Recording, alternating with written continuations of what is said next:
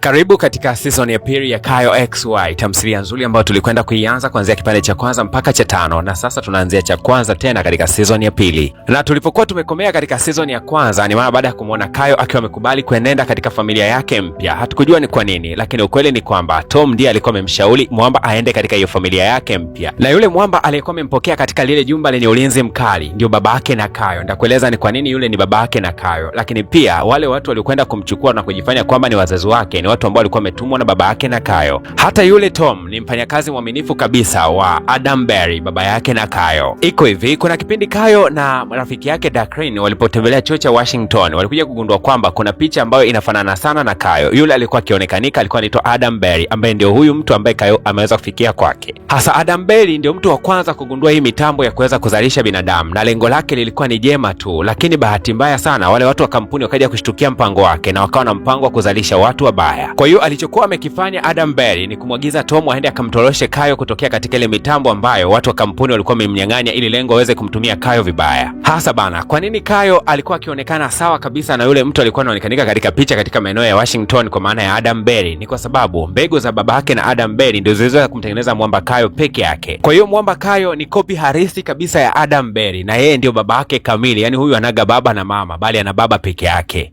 Hasa kufikia hapa ndo tunaweza tukaendelea na tamthilia yetu kutokea katika season 1 ambayo tumekwenza kuitazama. Sasa tunakwenda kuitazama season 2 hii hapa. Mpaka kufikia hapa tunajua wote kwamba Tom ni kibaraka wa Mwamba Adam ambaye anafanyia kule kazi katika kampuni kwenda kuwachunguza na kujua mipango yao yote. Kumbuka kwamba Adam Berry hataki kabisa watu wengine waweze kuzalishwa, na tumeona katika kampuni kuna bidada anazalishwa. Na lengo la kampuni ni kuzalisha watu wabaya. Kwa hata huyu bidada anayezalishwa hapa bila shaka atakuwa ni mbaya na nusu. Na mzee Adam akamweleza Kayo kuwa anatafutwa sana na watu wa kampuni na lengo lao ni kuweza kumua kwa sababu Kayo hatumiki katika mambo mabaya. Na sasa mzee Adam ili kumwandaa Kayo kukabiliana na changamoto pindi zitakapokuwa zinamkuta, basi akamfundisha namna ya kutumia uwezo wake wa ndani. Na kuna vitu akaanza kumfundisha Kayo, akawa na uwezo wa kuishika glasi ambayo hata akikaribia tu ina uwezo kusogea. Lakini pia akiwa katika nyumba hii alipewa utaratibu wa kuweza kuwasiliana na familia yake japokuwa kwa dakika 2 tu, na hatakiwi kuzidi hata kidogo. Na yote ni kwa sababu nyumba anayokaa mzee Adam ni nyumba ambayo ina faragha kubwa sana. Haitakiwi kabisa mtu yoyote kuweza kugundua kuna mawasiliano yoyote yanatokea katika nyumba hii. Hasa lakini siku ya leo wakati Kayo anafanya mawasiliano na familia yake, alikuja kushtuka kwamba ni kama vile mzee Adam alikuwa ameanguka. Mzee akasema kuwa anapozidi kutumia nguvu zake anakosa nguvu. Kwa mpaka kufikia dakika hii tunagundua kwamba baba yake na Kayo pia naye ana uwezo. Hasa tujajua ni kwamba je, alitengenezwa katika maabara au yeye ni binadamu wa kawaida. Ila alimweleza Kayo wazi kuwa Kayo ana uwezo mara 100 zaidi kuliko uwezo wake. Lakini muda wa maongezi ukawa ni mwingi sana, akawa amejisahau kabisa kwamba kule alikuwa ameacha simu ikooni, na kitu ambacho ni hatari zaidi wanaweza kawa track na kugundua wapi ambapo walipo. Kayo akaomba aondoke katika nyumba hii, lakini mzee huyu akasema kwamba yeye hawezi kuondoka katika nyumba hii kwa sababu anaamini kwamba kama akiendelea kumfundisha Kayo basi Kayo atakuja kuwa bora zaidi. Lakini hakuna asiyejua kwamba mawasiliano ya muda mrefu ya simu inaweza kurahisisha wale watu wa kampuni kugundua wao wako wapi. Kesho yake tena mzee Adam akaendelea kama kawaida kumfundisha Kayo namna ya kutumia uwezo wake, lakini siku ya leo Kayo uwezo wake ulikuwa unazidi mpaka glasi zinapasuka. Lakini katika dakika za kuhesabu tu risasi ikawa imesikika na mzee Adam akawa ameanguka chini. Kumbe tayari watu wa kampuni walikuwa wamefika eneo husika. Hawezi kuamini Kayo anampoteza babake siku ya pili tu baada ya kuweza kujuana. Lakini wakati huo huo Mwamba alikuwa ameweza kufika Tom na kuweza kumsaidia Kayo. Baada ya Tom kushuhudia kuwa Mwamba Adam rafiki yake wa karibu ameweza kuuawa, basi alikasirika sana na aliamua kwenda kufanya vilipuzi katika lile eneo la kampuni ambako watu wanazalishwa. Lakini Mwamba Tom katika misheni hii hakutaka kabisa kuambatana na Kayo, ila Kayo alikuwa akimvizia Tom kinyume nyume, na mwisho wa siku alipoweza kufika katika ile kampuni, basi Mwamba kaendelea kutega mabomu kila sehemu.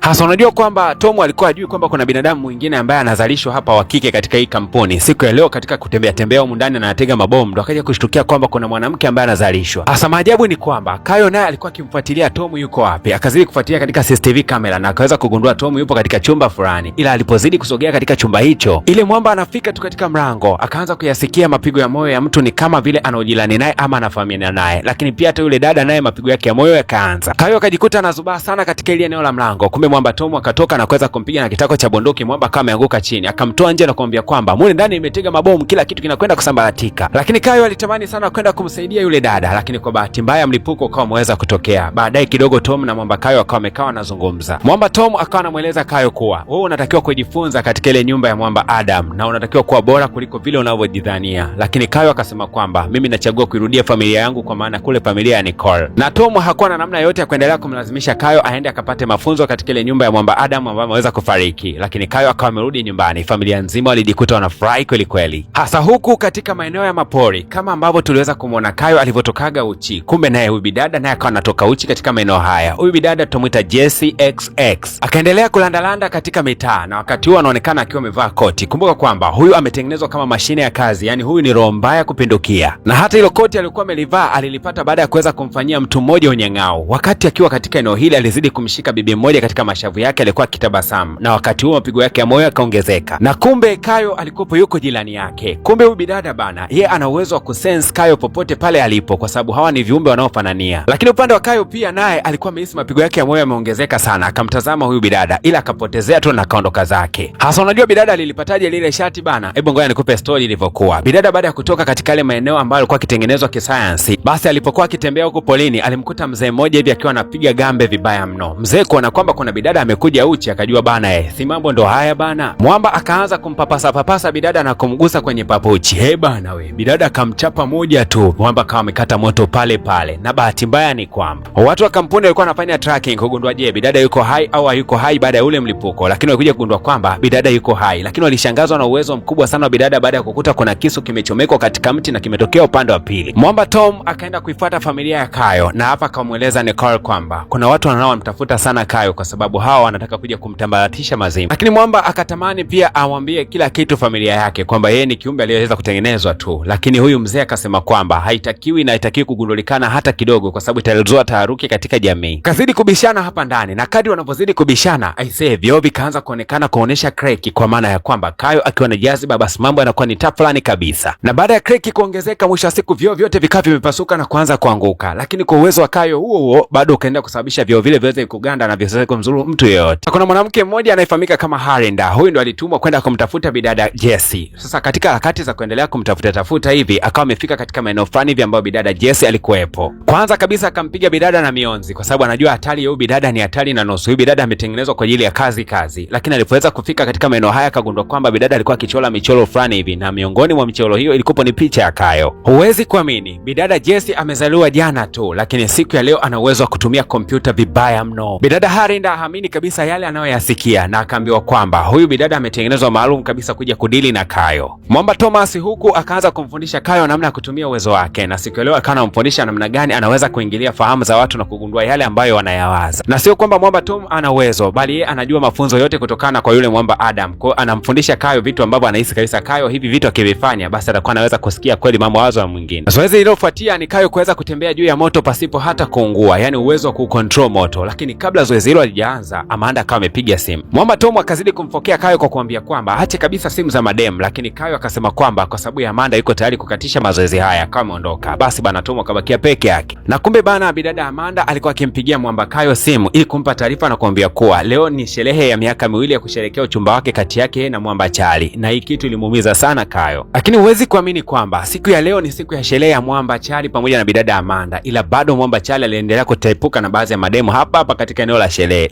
Hatari na nusu bana. Lakini Mwamba Dakrin akazidi kumwambia au jamaa Chali kwamba kwa nini usiwe na bidada Amanda kwa wakati huu kuliko unavyozidi kumchanganya na mademu wengine. Lakini kumbe huku Mwamba Kayo alikopa amembatana na bidada Amanda, na alikuwa anataka kumfungukia ukweli kwamba Chali anamsaliti sana. Lakini wakati huo Mwamba Chali ndo akawa anafika baada ya kutimuliwa kule na Dakrin kuambiwa kuwa aenda kwa mpenzi wake. Lakini hapa kuna jambo la kushangaza kidogo. Mwamba Chali alipoweza kufika tu, Mwamba Kayo mapigo yake ya moyo yakaanza kuongezeka. Akazidi kuhangaika ni kwa nini mapigo yake ya moyo yanaongezeka. Lakini kumbe bidada Jessie naye alikuwa katika mitaa hii, naye mapigo yake ya moyo yanaongezeka. Lakini Mwamba Chali alikuwa amemfuata Kayo akataka kumsukumiza hivi, kwa sababu aligutoa kwamba Kayo aenda na ujirani sana na bidada Amanda, huyu aenda anataka kumfungukia mambo fani ya kishenzi. Lakini hata kabla ugomvi wao hujaweza kufika mbali, wakasikia sauti ya mtu akipiga kelele kwamba nyumba inaungua. Mwamba Kayo alipoweza kutazama akawa anaingia ndani ya kile chumba akikumbuka yale mafunzo aliyokuwa anapewa na Mwamba. Yaani huwezi kuamini, Kayo aliingia ndani ya nyumba inayowaka moto akamsaidia mtu, lakini nguo zake yeye hata harufu ya moshi hazikushika wala ngozi yake haikuungua, kitu ambacho kilimshangaza sana Dakrin. Lakini pia Nicole naye alikuwa katika hilo eneo la tukio, alishangaa sana kuona Kayo ameingia ndani ya nyumba ambayo inawaka moto alafu eti ametoka akiwa mzima kabisa. Mwanamama Nicole akawa anamuuliza Kayo, "Vipi umepona kabisa kwenye ile ajali ya moto?" Lakini Kayo akasema, "Mama, inatosha kuona kwamba nimeweza kumsaidia mtu, hilo tu ndo linalotosha." Bwana, siku ya leo mwanamama Nicole wakati anatembea mitaani, mwanadada Harinda yule ambaye anamfuatilia Jesse sana akawa amejigongesha makusudi tu kwa huyu mwanamama. Harinda akasema kwamba ile ni nguo ya gharama sana, angeomba huyu mwanamama aweze kulipa kama ikibidi, lakini mwanamama akasema kwamba haina shida, basi utanipatia mawasiliano yako afu tutawasiliana na wapi tunaweza kukutana ili niweze kufulia nguo yako. Baada ya kuweza kuwasiliana, mwanamama Harinda akaweza kumfuata huku mwanamama Nicole na kumwambia kwamba samani bana, nilikuwa nakusumbua tu. Ukweli ni kwamba mimi sina ajira na maisha yangu ni magumu sana na binti yangu ambaye kwa kweli nashindwa kabisa kumlea. Kwa hiyo mwanamama Harinda akawa anamuomba mwanamama Nicole kwamba amtafutie kazi huyo bidada Jesse ili aweze kumlea. Kumbe bana ana mpango wa kumsogeza Jesse jirani kabisa na Kayo. Lakini kama kawaida ya mwamba Kayo XY, kila nyakati za alfajiri inapofika mishale ya saa 8 hivi saa 9, basi huwa anatoka na kuelekea moja kwa moja kwa mwamba Tom kwenda kufanya mazoezi ya uwezo wake. Kayo anafanya mazoezi magumu sana, tena mazoezi ya ajabu kweli kweli ambayo binadamu wa kawaida huwezi kuyafanya. Na hii yote Tom anaifanya ili kuweza kuhakikisha kwamba Kayo anabakia salama. Lakini siku ya leo alikuwa na habari ya huzuni akimwambia Kayo kuwa nimepata taarifa ya kwamba yule msichana ambaye tulikwenda kumlipua katika lile andaki yuko hai. Lakini si kwamba Kayo hajui kwamba yule msichana yupo, anajua, ila alikuwa anazuga tu. Na huyu mwamba Tom akamwambia Kayo kwamba unatakiwa kufanya mazoezi sana kwa sababu huyo msichana ndo atakayekuja kutumika kama silaha kukuteketeza. Na ratiba ya mazoezi ikawa imeongezwa mpaka siku ya Jumapili. Sasa hivi watakuwa wakifanya mazoezi kwa sababu Kayo alikuwa anapumzika Jumamosi na Jumapili, ila sasa hivi atakuwa anafanya kazi wiki nzima. Hasa unadhani nini ambacho kitakwenda kujili? Ni kusii mpenzi na mdau wangu wa nguvu kwamba hapo katika ukurasa wa kusubscribe unaweza ukagusa alama ya kusubscribe. Kuna channel moja imeandikwa PVP Media, unaweza kaigusa hiyo pia, na kwa kufanya hivyo utakuwa umenisupport sana na huenda tutahitimisha tamthilia hii mpaka finali siku ya leo. Hakikisha tu kwamba unagusa alama ya kulike kila mara unapoona episode moja imeweza kutoka.